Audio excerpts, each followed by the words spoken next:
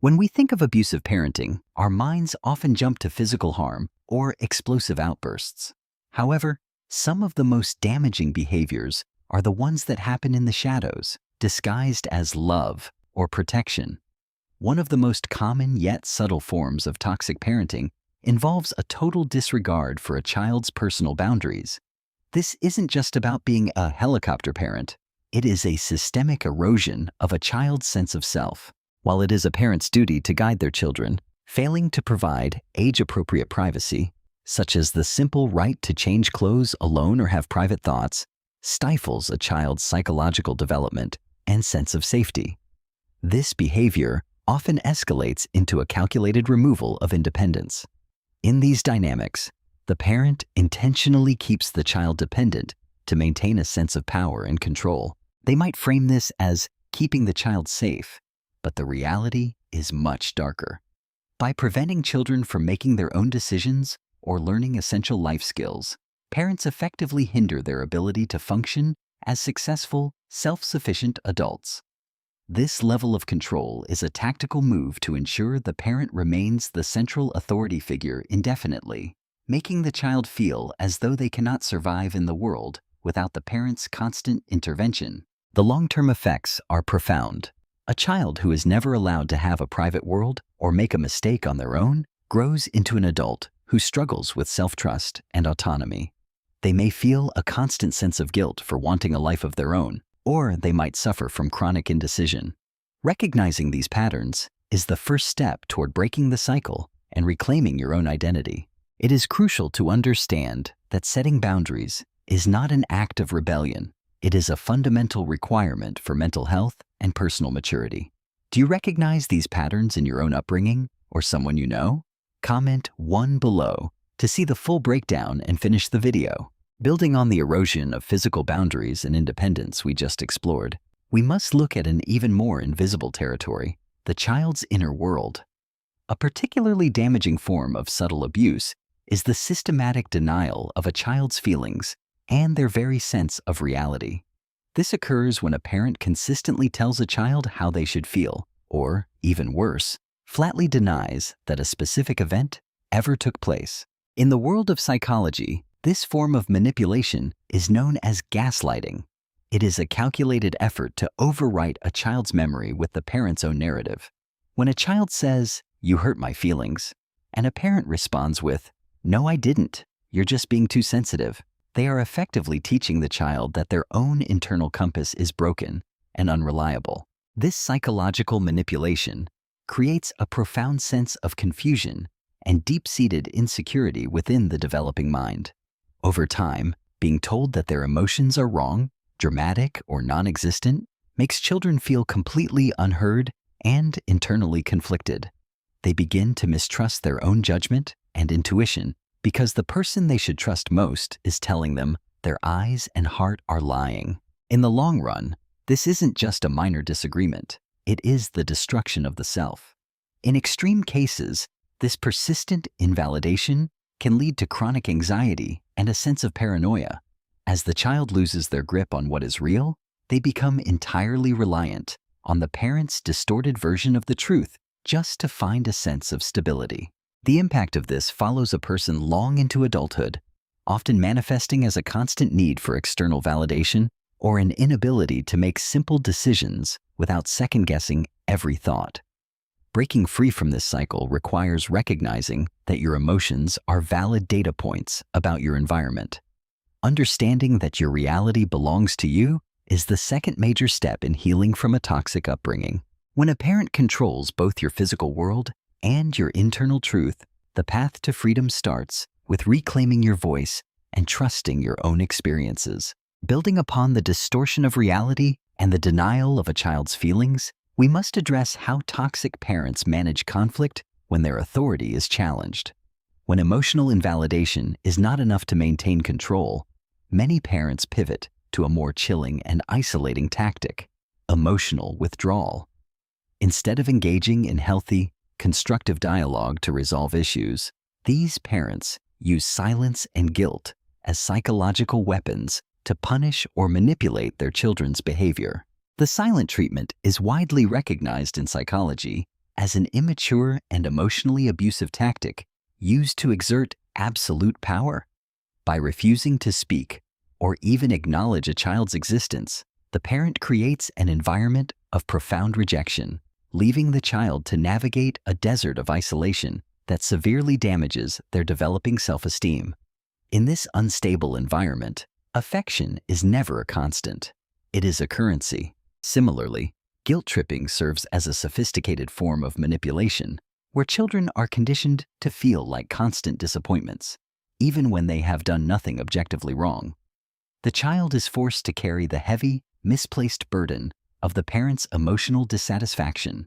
These combined tactics create a suffocating atmosphere that effectively strips away a child's confidence and their fundamental ability to express themselves freely. Instead of learning that they are valued for their inherent worth, the child learns a painful and lasting lesson that love and attention are merely tools for negotiation and control, rather than a stable, unconditional foundation for a safe home life. When a parent grants or withholds affection based on compliance, the child grows up believing they must constantly perform or fix themselves to earn the right to be seen. This sets a dangerous precedent for future relationships, where the individual may mistake neglect for a normal part of intimacy. Breaking this cycle requires the radical realization that you were never responsible for the emotional reactions of the adults who were supposed to protect you. Reclaiming your peace means understanding that silence should be a tool for reflection, not a weapon for punishment.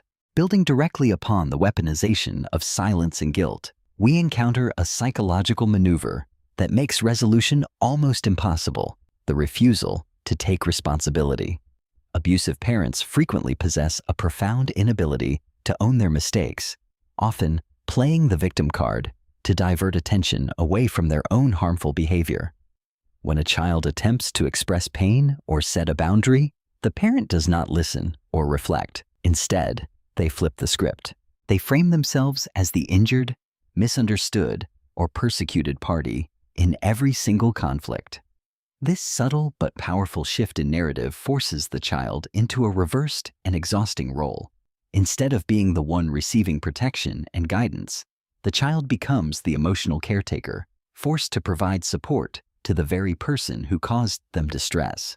This role reversal is a cornerstone of toxic family dynamics. When a parent frames their child's legitimate grievances as attacks, the child is left carrying a heavy, misplaced burden of guilt. This dynamic teaches the child a dangerous lesson: that they are responsible for the happiness and emotional stability of the adults in their lives. Over time, this leads to deep-seated feelings of shame and a tendency to blame themselves for situations that are entirely beyond their control. The child begins to believe that their own needs are a source of pain for others, causing them to shrink and suppress their identity just to keep the peace. Furthermore, the long-term consequences of this lack of accountability are cyclical. Children raised in an environment where the victim is the one with the most power may eventually adopt these toxic coping mechanisms themselves. Without conscious intervention, they might enter their own adult relationships, repeating the same patterns, refusing accountability, and manipulating others through perceived victimhood. Breaking this cycle requires a radical shift in perspective. You must realize that you are not your parent's emotional guardian, and their refusal to admit fault is a reflection of their limitations, not your value. Following the cycle of escaped accountability and victim playing, we arrive at the most fundamental betrayal of the parent-child bond: the distortion of love itself. Unconditional love should be the bedrock of healthy parenting, providing a safe harbor where a child is valued simply for existing. However, abusive parents often treat affection as a high-stakes reward to be earned through total compliance. By strategically withdrawing love to manipulate a child into specific behaviors, parents create a volatile environment of emotional instability. In these homes, love is not a constant light. It is a flickering lamp that the parent switches on or off to control the room. This teaches the child that their worth is transactional, leading to a lifelong fear that if they stop performing or serving, they will be abandoned. This unstable dynamic is often exacerbated by the toxic practice of favoritism. In many abusive households, one child is held up as the golden child, receiving more gifts, less discipline, and significantly more positive attention than their siblings. While this is damaging to the favorite, the impact on the non-favorite or scapegoat child is devastating. This disparate treatment causes the child to feel fundamentally inadequate, rejected, and worthless. They are left wondering what is wrong with them that makes them less deserving of their parents' gaze. This isn't just a childhood phase. It is a deep emotional wound that persists for decades. The consequences of this uneven distribution of love go far beyond simple sibling rivalry. It creates a fractured family structure where children are pitted against one another for the limited resource of parental approval. More importantly, it sets a psychological template for the future. Having learned that love is lopsided and must be fought for, these children often grow into adults who enter similarly unhealthy, one-sided relationships. They may seek out partners who mirror the same conditional affection they received at home, continuing a cycle of seeking validation from people who are incapable of giving it freely. As we conclude this journey through the hidden layers of toxic parenting, we must address the final, crushing weight, the impact of destructive criticism and intentional humiliation. While physical scars may fade, the internal damage caused by a parent who repeatedly mocks or harshly compares their child to others can last a lifetime. This behavior serves a singular purpose: to strip a child of their self-worth. When a parent uses shame as a disciplinary tool, they aren't teaching a lesson. They are instilling a core belief in the child that they are fundamentally flawed. These verbal assaults teach the child a dangerous worldview, that it is acceptable to bully those you love, and that your personal value is determined entirely by the shifting opinions of those around you. The result is a generation of adults who are perpetually preoccupied with external validation, living in constant fear of judgment, while suffering from a persistent sense of worthlessness. Because these behaviors are verbal and psychological rather than physical, they are often overlooked or dismissed as tough love. However, the psychological scars are just as deep and far more difficult to heal. Throughout this series, we have seen how the erosion of privacy, the distortion of reality through gaslighting, the weaponization of silence, and the manipulation of conditional love all work together to keep you trapped in a cycle of dependency. The ultimate lesson here is that your past does not have to be your blueprint for the future. Healing begins with the radical act of self-compassion. Recognize that the voice of the inner critic in your head is often just an echo of an abusive parent. You have the power to mute that echo. By setting firm boundaries, seeking healthy support systems, and acknowledging that you were never responsible for the toxic behavior of your caregivers, you can begin to rebuild your sense of self. You are worthy of love that is not earned, respect that is not negotiated, and a life that is truly your own. If this deep dive into the psychology of family dynamics has helped you find clarity, make sure to hit the subscribe button and turn on notifications. We are dedicated to bringing you more insights into healing and self-discovery, and you won't want to miss our next video on rebuilding self-esteem after toxic love.